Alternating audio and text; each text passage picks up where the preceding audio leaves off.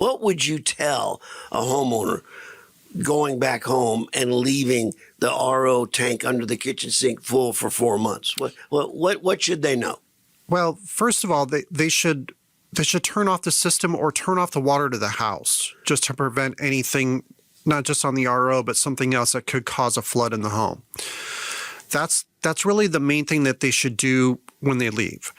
When they come back, what we've always recommended is the day you come back, open up that RO faucet, let all the water drain out of the tank till the water starts dribbling out, and then let it fill up from there. And what that does, that allows that water that's been sitting in there to help purge through the membrane and rinse it out. And the membrane is what gives you your good quality water. Yeah. That's the brain of the RO system. So what you're doing is you're getting that to run more to get all that old water that's been sitting in there to flush out and then get some fresh water